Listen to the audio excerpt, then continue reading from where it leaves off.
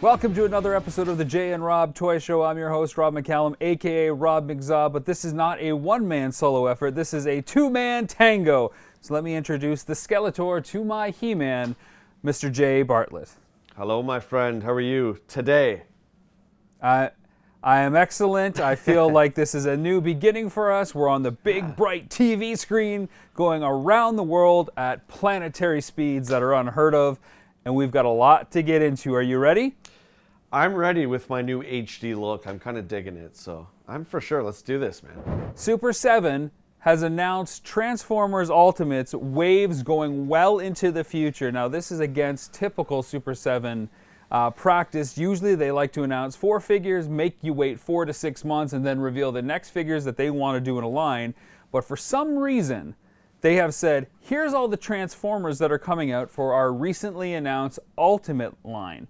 And I want to know what you think that signals, that all of a sudden, for one line out of nowhere, Super 7 is saying, here's our entire lineup for the next year. What do you think that means? Why would they do that?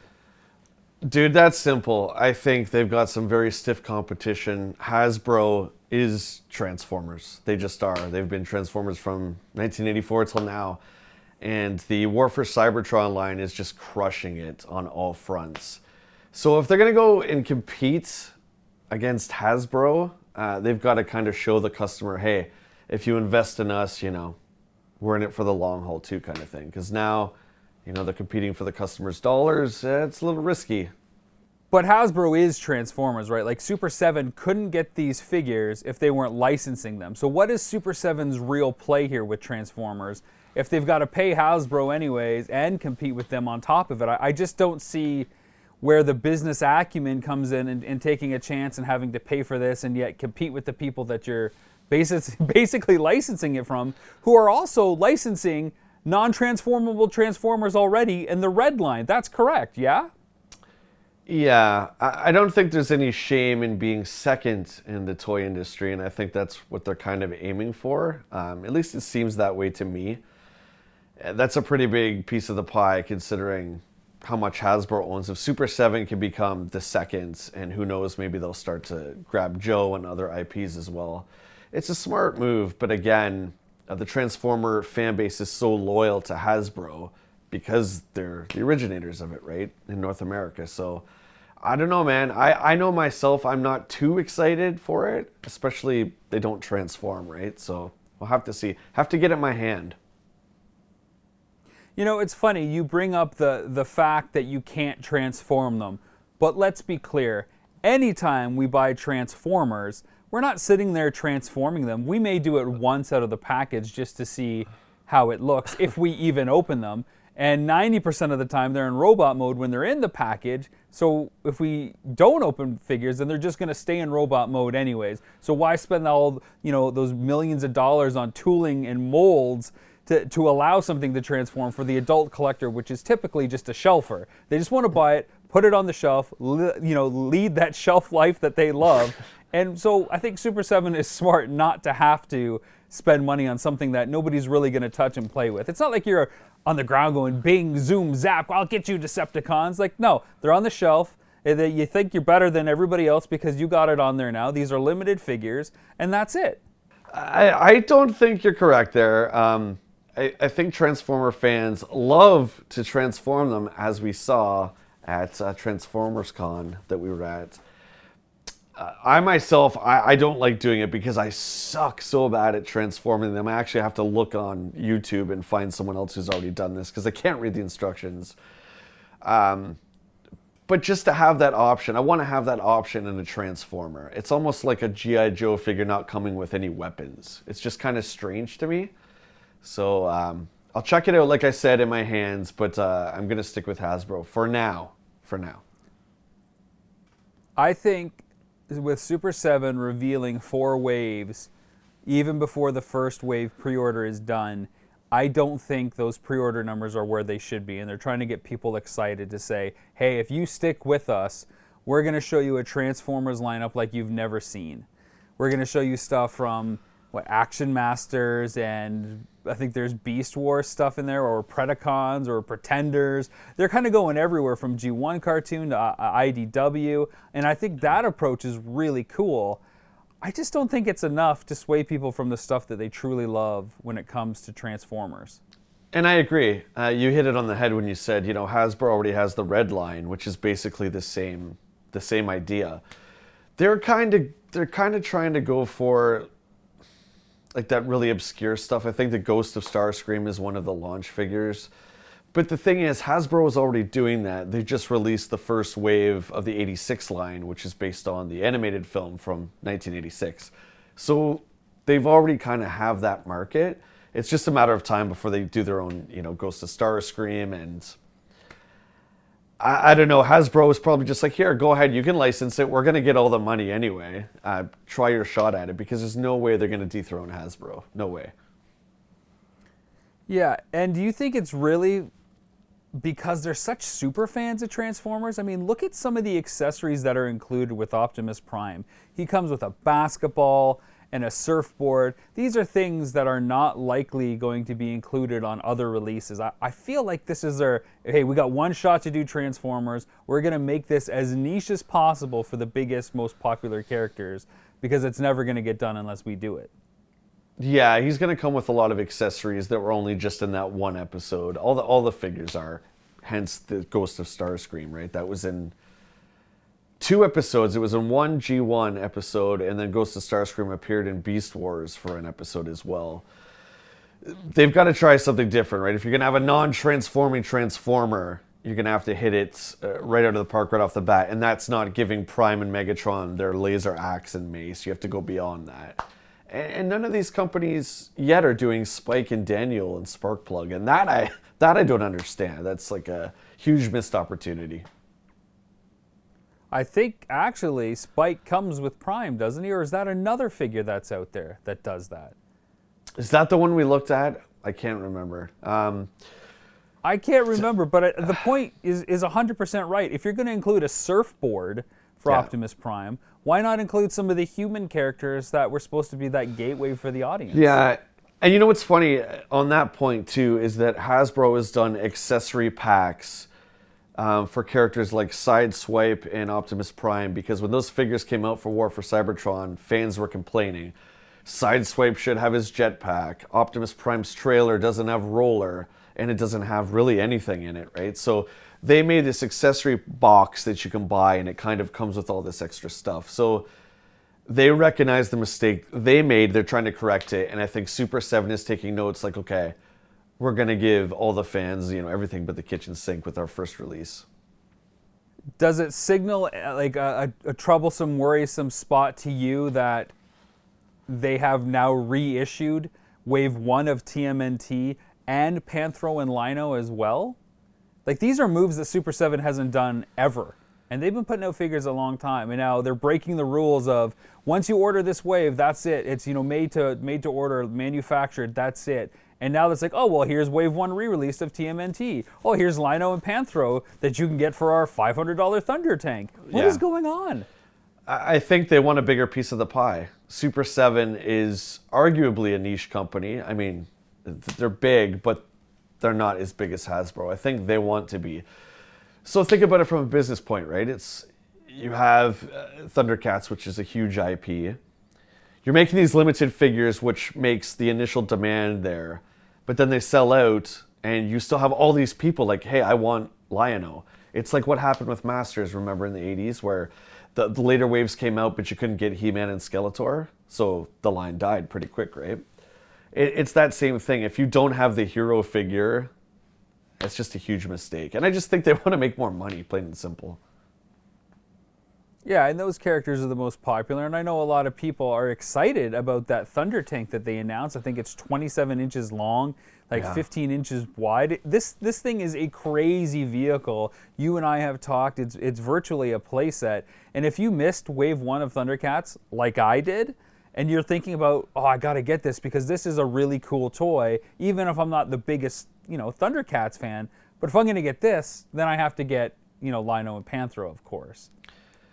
It's a staple. Yeah. I mean, you have to have Panthro. He drives the Thunder Tank. It's his baby, right? That's what Panthro does. He creates all the vehicles for Thundercats. So you have to have him. And if he's already sold out in the first wave, who's going to really invest in that? You can't get Tigra to drive that thing. I mean, I guess you can, but it's kind of bootlegging it.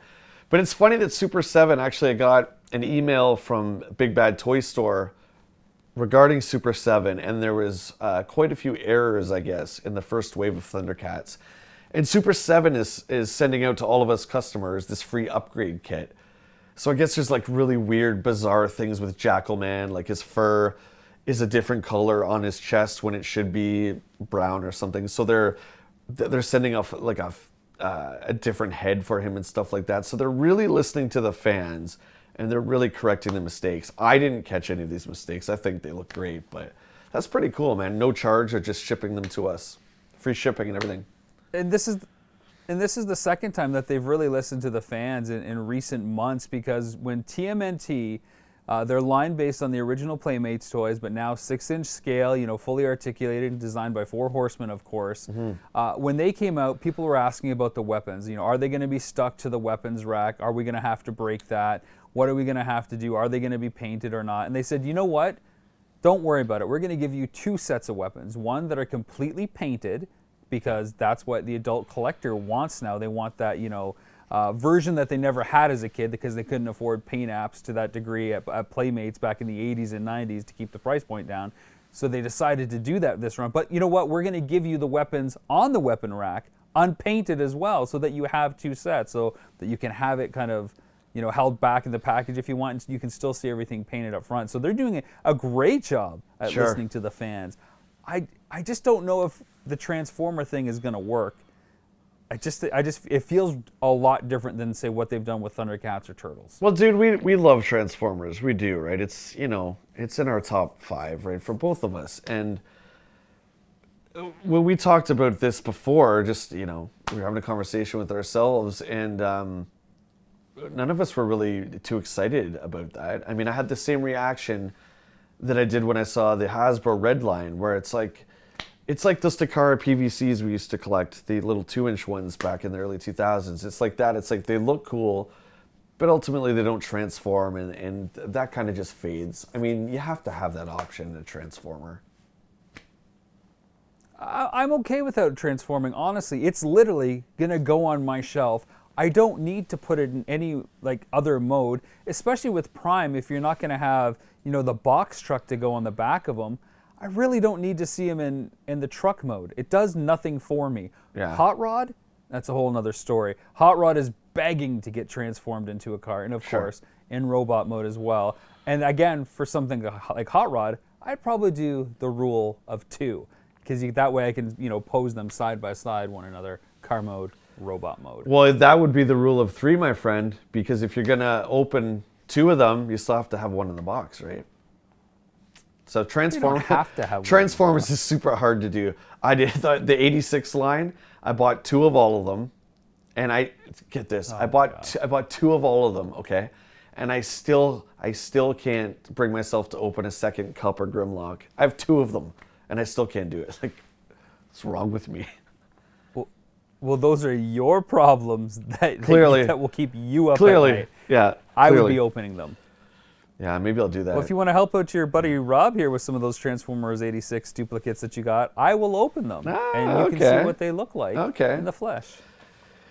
We'll see. Maybe if you're good. We'll see. Switching gears, Marvel Legends is one of the most popular toy lines out there right now. Of course, Marvel has a huge roster of characters and alternate realities and dimensions and iterations and costumes to draw upon for any number of their A, B, or C title characters, let alone their D, E, F, all the way through Z or Z. They just have a huge collection that they can draw upon. Anybody that has the completionist mentality, please stay away from Marvel Legends for your own sanity. They just announced a new wave of Marvel Legends called Supervillains. And within that, you get guys like Red Skull, Lady Deathstrike, Arcade, and Doctor Doom sporting white armor instead of the traditional green. Yes. Let me ask you, When it comes to superhero figures, where is that sweet spot? Because you and I have stayed away from Marvel Legends for the most part, save one or two figures. But you and I also really love Superpowers and Marvel Secret Wars. So where is that disconnect? How come that stuff from the 80s was so good and maybe the newer stuff isn't? But you look at the new stuff and it looks amazing. The new stuff, I'm no expert on any Marvel, anything past the mid-90s. The old stuff I know quite well, though. And they've started to pull you and I both in with the Spider-Man line, because now it's like, that's Electro the way we knew him. There's Green Goblin the way he looks. Here's J. Jonah, right? And the next, I'll touch on the villains in a second, but the next wave of Marvel Legends coming out has already got me, because they have the brown and gold Wolverine from the 80s. They're really hitting the retro stuff now, or the golden age, whatever, silver age, golden age, whatever you want to call it. They got me with the Thanos from the Infinity Gauntlet. Not modern movie Thanos, but the way he was in the original story. And I picked that up instantly. So I think they're starting to see that, yeah, obviously, so many people love the cinematic universe, and it's great. It's done wonders for Marvel and Disney. But guys like you and I, we kind of stopped at a certain age, and we love the way those characters looked back then. So they're like, okay, now we can hook those guys in. And with the Spider-Man line, I think you and I have the whole set, right? I saw them, I'm like, yep, I have to have those. Yeah, I'm a huge fan of those 90s Marvel's animated properties. They are just so fantastic. The one character I didn't have, I bought today, which was Black Cat. I know it's on your wall there, so you don't have to tease me. But I think I have all the other ones. And that Wolverine you're talking about, they had reissued that already. So this is like a second release for it in the proper Legends package. They had released it with that almost Toy Biz gray packaging, where all those figures came out with Captain America and Punisher and Hawkeye. And I got all those guys already too, because I was like, that's awesome. That's the Wolverine I want. I don't need any other Wolverine. When it comes to superheroes, my rule is I want the perfect version, and that's it. I don't want to chase anymore. Superpowers Batman, that's the version. That's all I want. Give me an updated version that's exactly like that, or give me the original, and that's it. I don't want to be chasing all these iterations. So I think you're 100% right, Jay, when you say, give me the thing that I knew and grew up with, or the thing that I'm into. If I start picking up, House of M or whatever the new comics are, then give me that version. But do not ask me to be a completist. And I think it's been strange that there has been such a huge gap between Secret Wars and Superpowers and Marvel Legends where they are now. They're finally looping back to some of those classic tales and releasing those legend figures. Because that Toy Biz stuff in the 90s, even though you and I played with it, I can't go back to it. Not like I can with those other figures. I agree. You got a really decent Wolverine in that Toy Biz line too. But again, they also have like the Spider-Man 90s. They have the vintage Uncanny X-Men Toy Biz cards with the new Legends too, right? I've seen Rogue and Storm kicking around, and those are really cool too. You got to remember, you and I grew up with those versions of those characters, and I've only come to realize this over maybe the last few years, but we're getting up there in age, right? And there's kids that grew up with the Christopher Nolan Batman. That's their Batman, whereas we grew up with maybe Michael Keaton and stuff like that, so that's our version. It's really kind of cool to see, the kids today. I often complain about Josh Brolin being Thanos, because you can see Josh Brolin's face when Thanos is not human at all. But that's what Thanos looks like to that generation. Whereas you and I, it's the Infinity Gauntlet. You know what I mean? So by them servicing all the different generations, I think that speaks volumes to Hasbro and just how much they love all the fans and all the money too. They rope everybody in, right? The big question for you, Jay.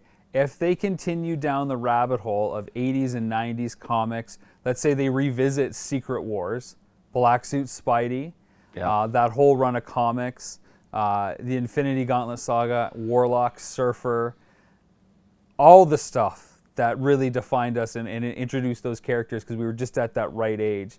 Are you going to become a subset Marvel Legends collector at the very least? For sure. For sure. My one weakness is that I love too much of these IPs. You know, we grew up with everything, and I really have a hard time saying no. It's not funny. It's really quite sad.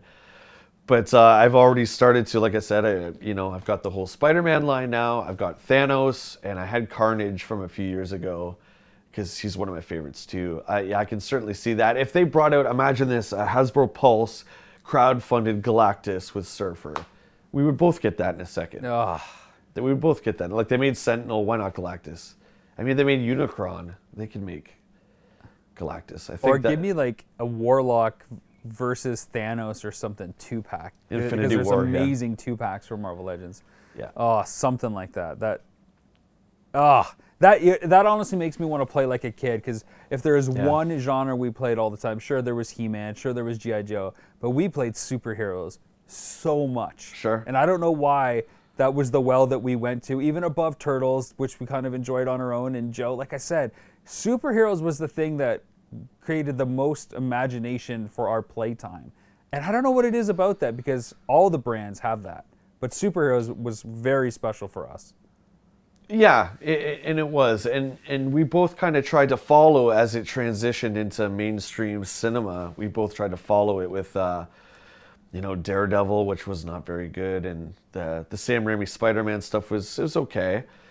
But the big issue I think we both had is how I wouldn't really call it evolving the character, but how they changed the way they looked, especially, let's use Green Goblin as an example, and the way he looks in the Sam Raimi one.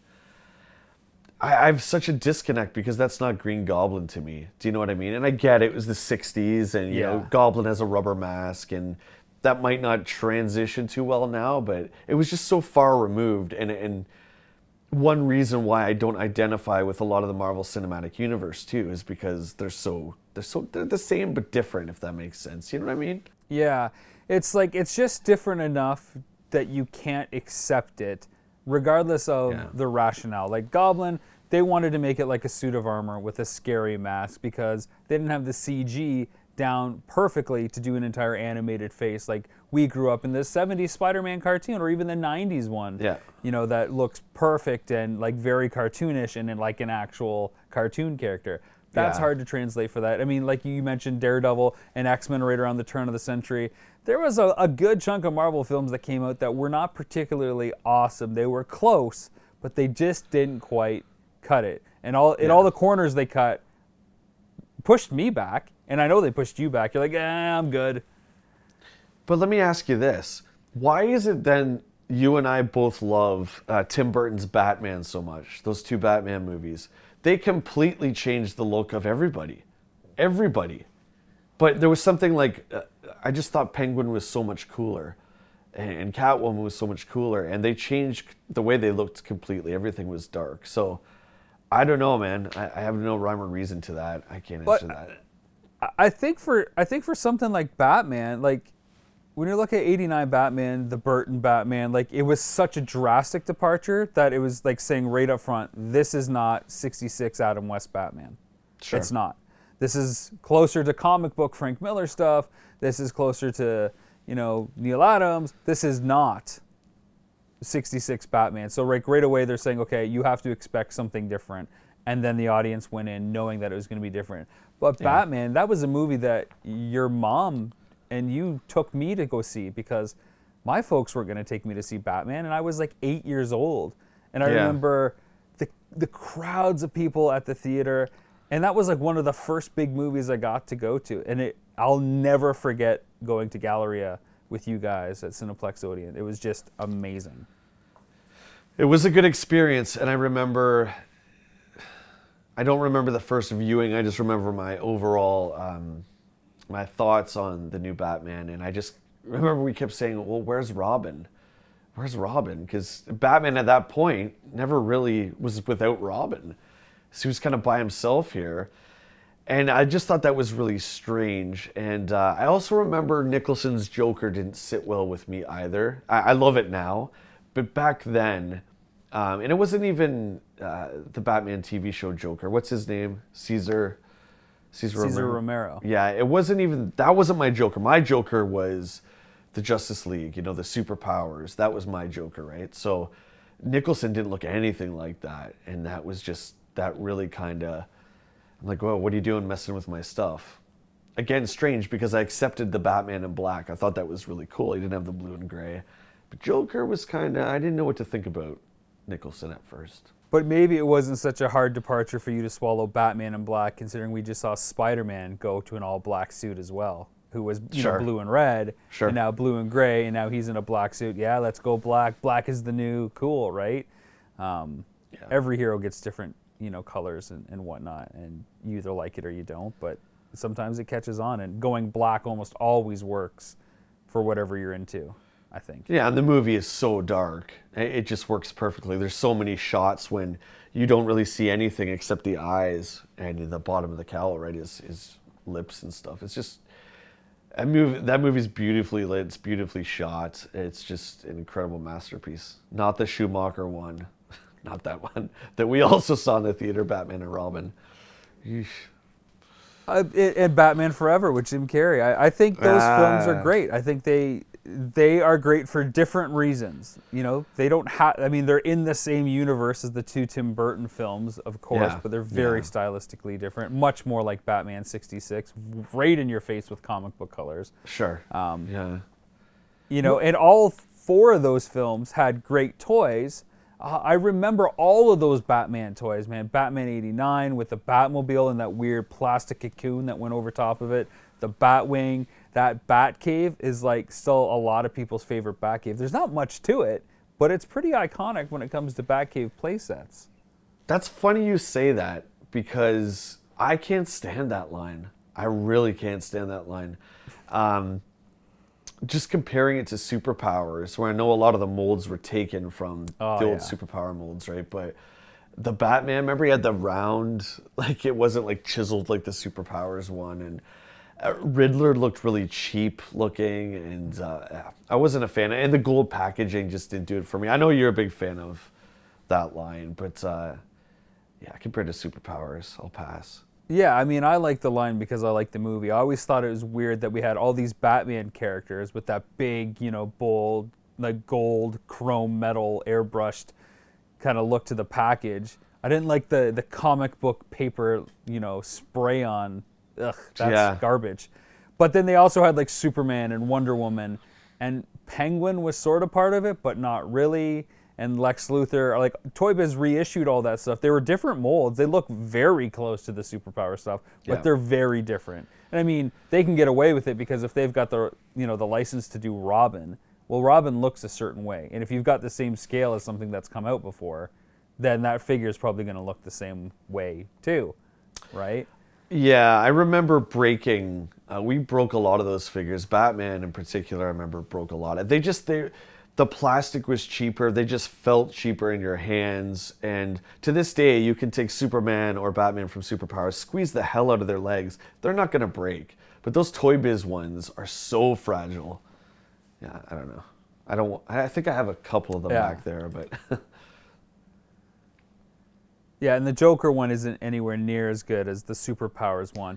Now, I know you're not a fan of what Marvel has done in the recent, 15 years or so with the MCU.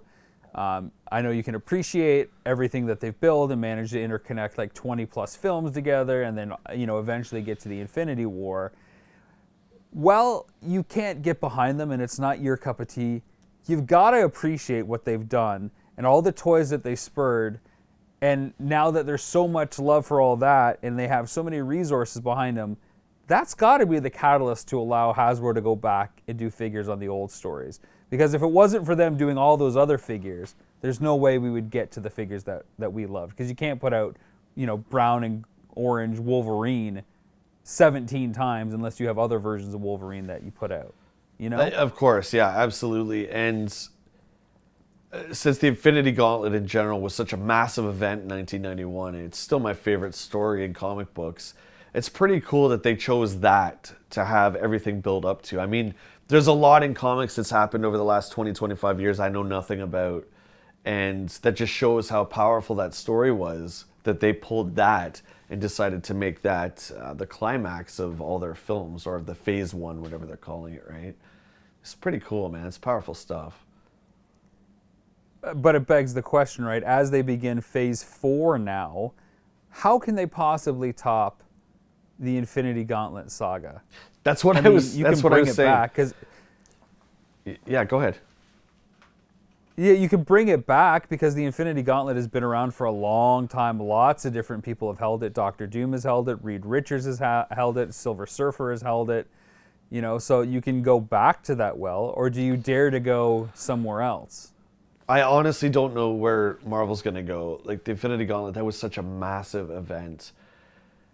In the comic, in the film, he snaps his finger and he destroys half the universe, okay? So it's gonna be a little difficult with Thanos out of the picture to go back to, Spider-Man going after Green Goblin. Do you know what I mean? Like it's gonna The be stakes so are different. difficult. Yeah, there's the fate of the galaxy. Everyone band together to face Thanos and ultimately defeated him, but it cost all these lives. And now you're gonna have all these spin-offs like Falcon and all that stuff. And what are they gonna fight some guy robbing a bank? I don't know. They've dug themselves Well, into this is the problem with the this is the problem with the Netflix shows that were around for a couple seasons each, right? Like you're seeing Daredevil and Iron Fist and Luke Cage and Jessica Jones and Yeah. eventually Punisher, like basically going against crime mobs and some other slightly powerful supervillains that are, Yep. interesting in their own right.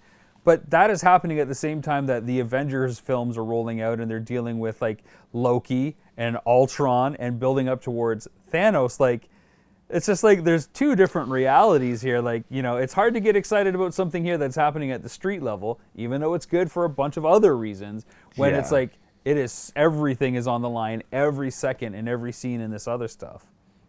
I think they joke about it in one of the Spider-Man, the Marvel Cinematic Spider-Mans, where whoever's doing what, and Spider-Man's like, why don't we just go get Iron Man to go down there and just like punch his head off or whatever? And he jokes around like, oh, that's way below my pay grade or something. So they kind of like joke about that because it's like, yeah, Daredevil and Spider-Man are fighting. I should just say Daredevil's fighting Kingpin. Okay.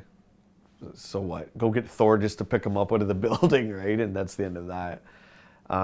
It's going to be interesting. I can't see anyone topping Thanos as far as villains go. And from what I've seen of the stuff coming out, just to me, it's not very interesting.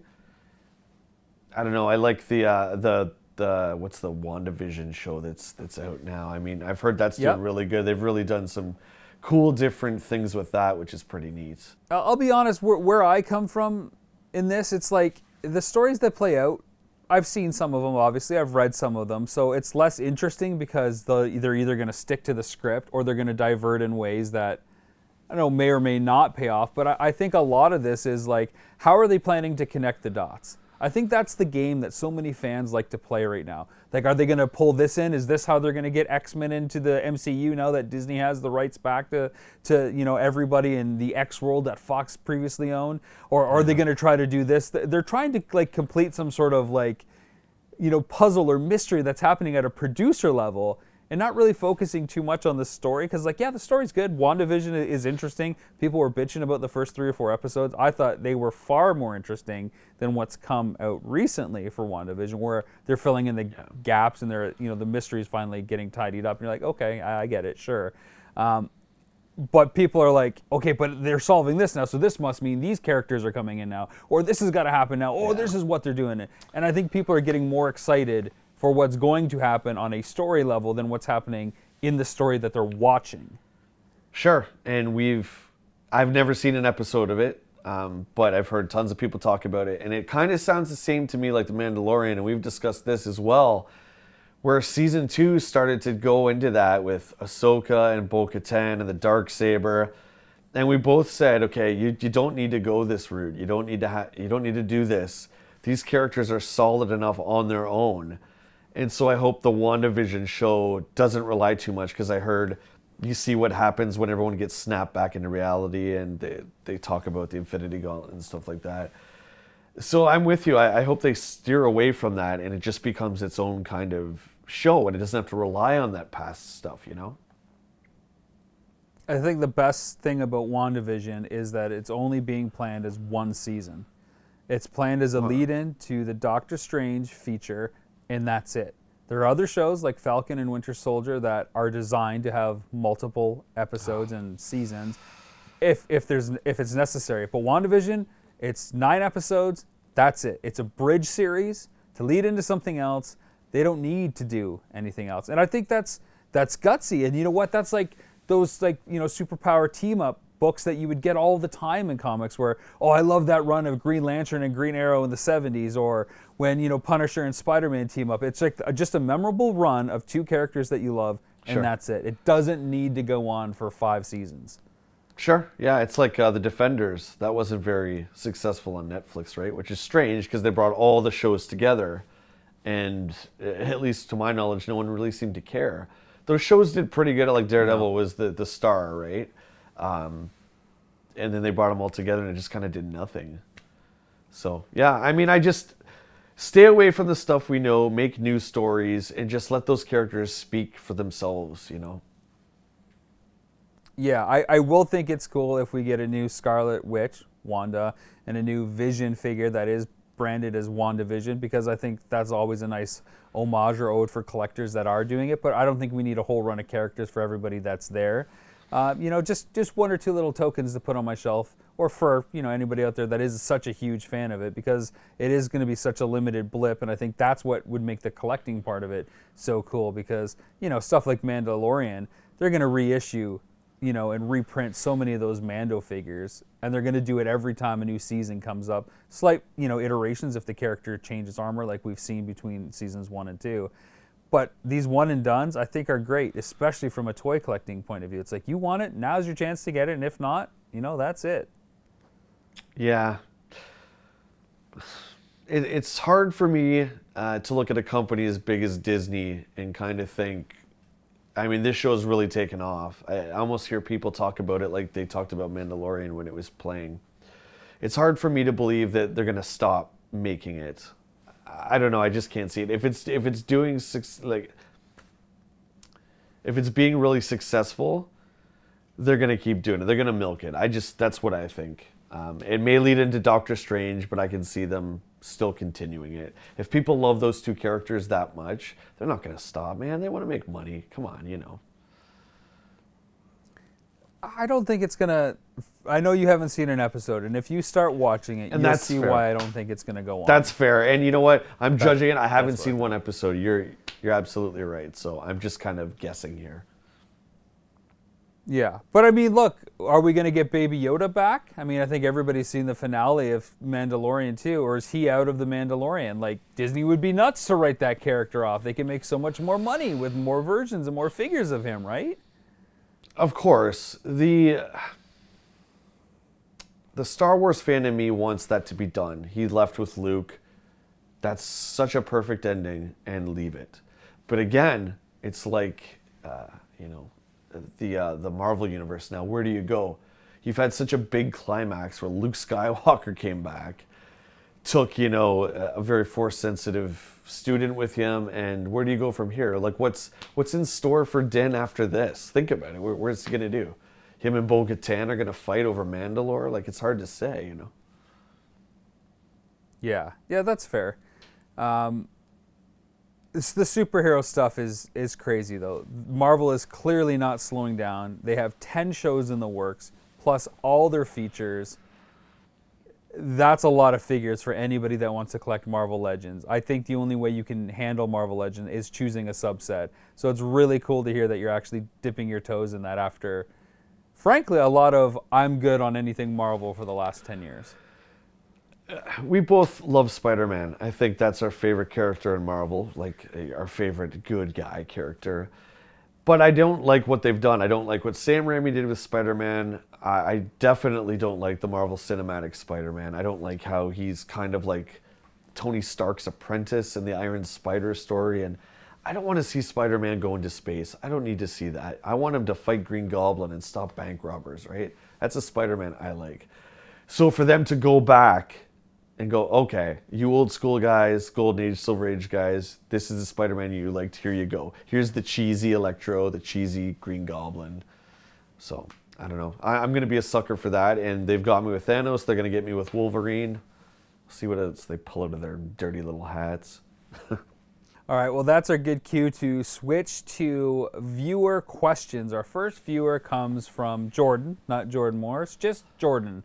And Jordan wants to know, was there a figure out there that you obtained and unbeknownst to you, the second you got it, it initiated some sort of love affair, obsession, like you just like instantly fell in love way more than you thought you would looking at that figure, and then that sent you down a rabbit hole that you weren't ready for?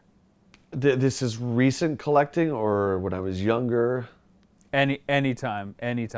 So you would have got a figure, like if you were younger for Christmas or something, you're like, oh, that's a cool thing. I got to get all the Bionic 6 figures now. Or, oh, I can't just have one Dino Rider. Yeah, I talk about my top 5 favorite figures of all time. I talk about that a lot. I think one of those lines was a line that my mom got me just because they were simply cool. And Dungeons & Dragons was really big in the very early 80s. So when the advanced D&D line came out, she bought me a ton of those figures, and I didn't know anything about them because they were not in the cartoon, which was a fatal flaw they had in marketing it, where the toys were based on the advanced D&D rulebook, and the cartoon was very kid-friendly, and they didn't make any of those characters. I think Warduke was in an episode, Tiamat the Dragon's in the intro, but most of the characters they made weren't in the cartoon. But I loved those figures. I loved how they were all to scale with each other, and then you had like the giants, you had little elves and dwarfs and stuff like that. Those were the figures that I really used my imagination with because I didn't know the backstory. So it was just so fun to make up who Warduke was or who Strongheart was, you know. So I would say the LJN D&D line for sure. I think for me, I mean, recently the TMNT line that Super 7 did was just, it was the one line I wasn't going to get because it was based on Playmates. I'm really happy with the Playmate figures. But when I saw what those figures looked like up close and looking, it was Baxter, I was like, oh my God, I have to have every single one of these without question.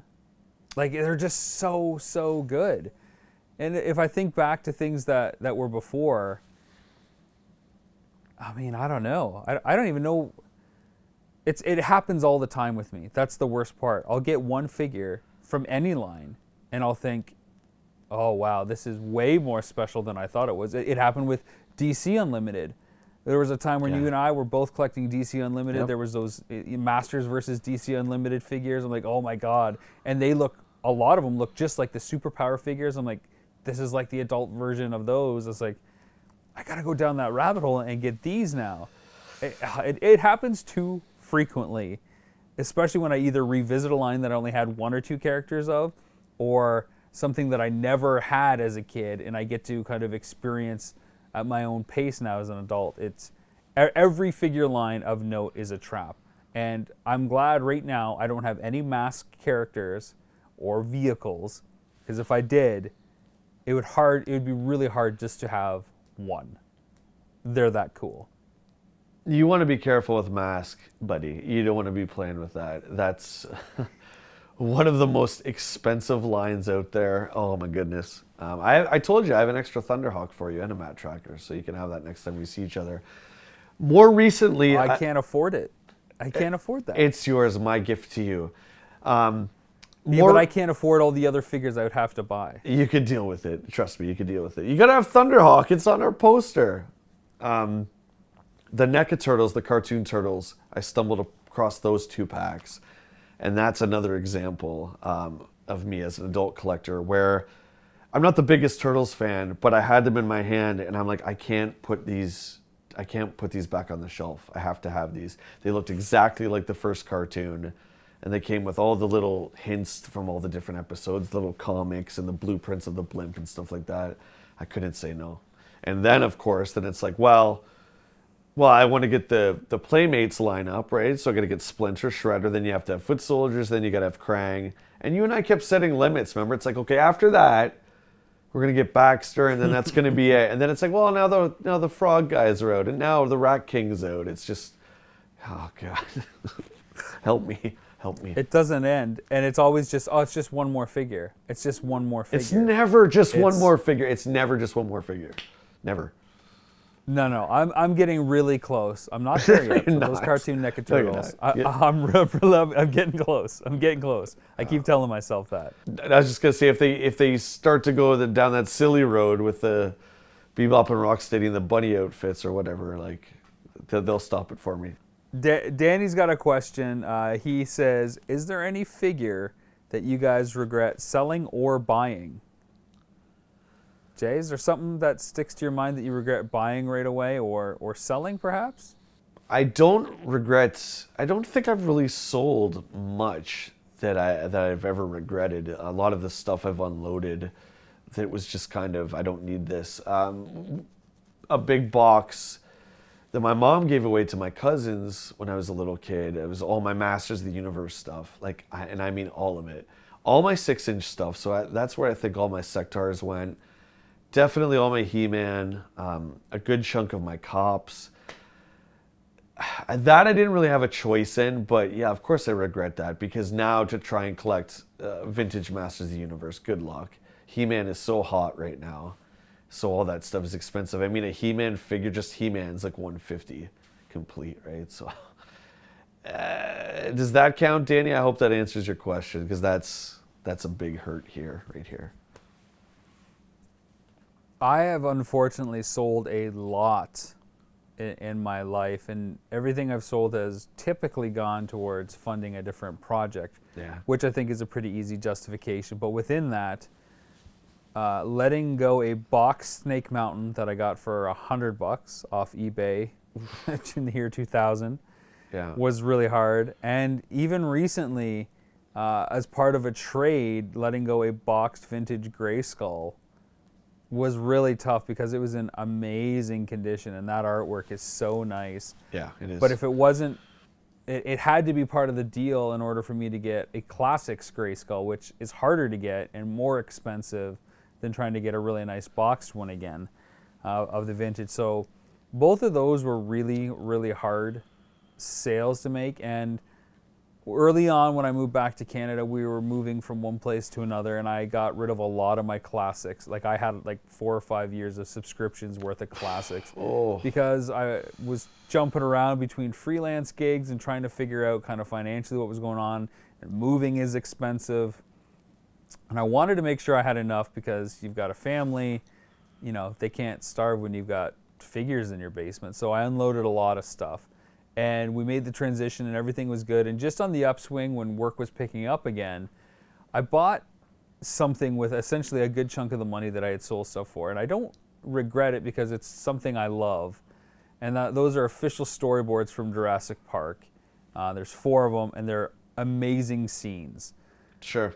And it's one of my favorite movies, but it's not a lot of, you know, the whole lot of classics that I had are now worth thousands compared to what I got at the time. So just on an economic swing, that's tough to swallow, but I still love what I have as a result. Of course, I want to thank our Patreon backers. So I am going to list all you wonderful people who are getting this exclusive bonus episode, because you are awesome. So allow me to take the second to thank Tim, Nathan, Bill, Matt, Jay, Danny, Ryan, Chris, Scott, Billy, Ben, Kyle, Nelson, Rodney, Nico, Adam, and Plunderlings. You guys are awesome. I can't thank you enough for allowing us to do what we do. Your support means the world, and it's allowing us to get to the next level. Yeah. Jay, what kind words do you have for our Patreon backers? You know, obviously, thank you from both of us, from the bottom of our hearts. Like, we wouldn't be able to do this show or anything that we're doing without those guys' support. And just the love that they give us on a daily basis, reaching out to us. It's just such a pleasure talking about toys and play sets and all that kind of stuff every day. It really brightens me up. Thank you. Thank you. What's really cool is the support that our Patreon backers have showed us, Jay, have allowed us to develop some pretty cool ideas, and I think we can unveil some of the big news. What? For them here in the special Patreon episode. We can finally it's going to be part of one of our... Yeah, it's going to be part of our live stream anyway, so we might as well talk about it right now. We've got two brand new shows coming out. Yeah. One of them might not feel that brand new because it's the Jay and Rob Toy Show. Yeah. It's going to broadcast TV. Jay and myself talking the talk that we always talk week to week, but we're going to include some other segments and stuff that you may recognize from Action Figure Adventure and the after show and the bonus segments there. But we get to deliver 10 episodes of that to our good partners, Jinx Esports TV and Super Channel in Canada, and we have some international partners that are looking at it as well, and we're pretty confident that it'll be out close to one another. That's the very exciting news. Part 1. Part 2 is our second show. Jay, did you want to talk about that and unveil that big secret? I do. Who doesn't love countdown shows? I know you and I do. We talk about it all the time. So we were kind of sitting around the campfire one day and we just kind of came up with, hey, why don't we talk about our 5 favorite, and that was it. And that's kind of where 5 favorite figures came from. So that is the title of our second show that we get to do just for you guys. And what's cool about 5 favorite figures is it's Jay's top 5 favorite figures against my top 5 favorite figures in a friendly competition according to a theme that gets submitted by viewers like you. So if you want to suggest a theme for us, most heroic figures, most villainous, best figures from 83, that'll help decide our lists and how we kind of rustle out that scope. But then it gets better. It's not just Jay's number 1 and my number 1 on our list head to head. We've got to figure out whose list is better. And what better way to do that than a play test? That's right. Jay and I go on location. We go and we watch through one-way glass or through a video feed as kids, ages 4 to 12, come in and see all 10 figures on a table. And they've got to pick the best 5 figures according to a theme. So we'll have a handler walk them in and say, pick the 5 figures that have the best play features. And if they pick more of Jay's figures, he wins. And if they pick more of my figures, I win. So that is 5 favorite figures. 10 episodes of that are coming to you this fall. And it's going to be exciting to deliver 2 different shows. Yeah. Spring and summer, fall. It's going to be awesome. And this is in large part thanks to your support.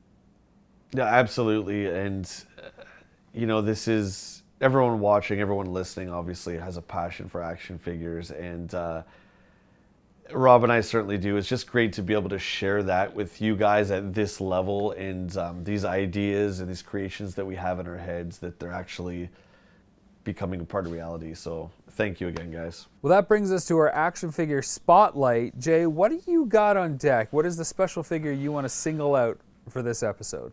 Okay, this one's great. This comes from our pal Scott, who's just an awesome guy in the toy community, and he posted this, that he had it for sale. Ta-da! We have, speaking of superheroes and supervillains, I have Brainiac here, which I haven't had in my possession since I was very small. What's so special about Brainiac here is the vac metallized plastic look he has. Most examples of Brainiac, if you can even find him in one piece, all the paint is rubbed off. So my idea was, because the card is so damaged up top here, I was going to open it. But guess what, Rob? Guess what? Now that he's in my hand... You're not opening it. Now that he's in my hand, I'm starting to be like, it's not that bad. This might look good on the wall.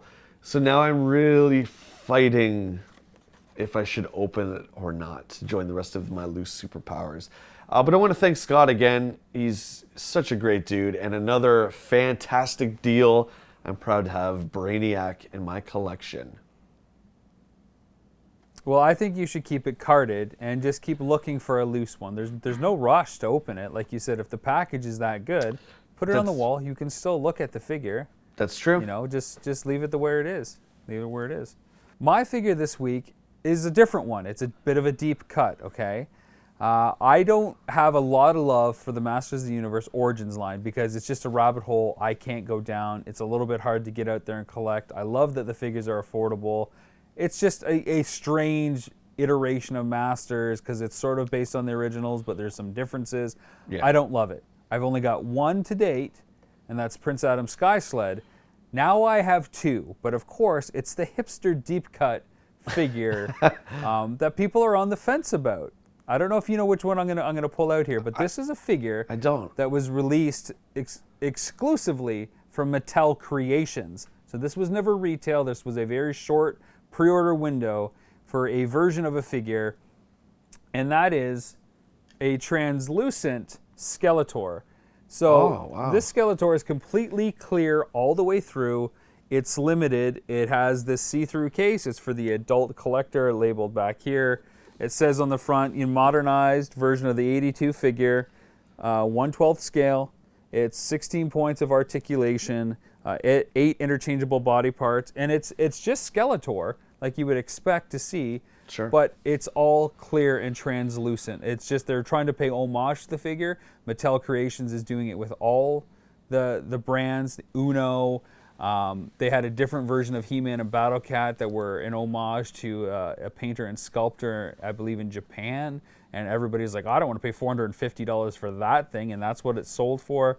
But it's Skeletor. And if you're going to have a special version of one Masters character, it's either going to be He-Man or Skeletor. And, of course, I wanted Skeletor. I didn't like necessarily the paint on what we got for Origins for Skeletor.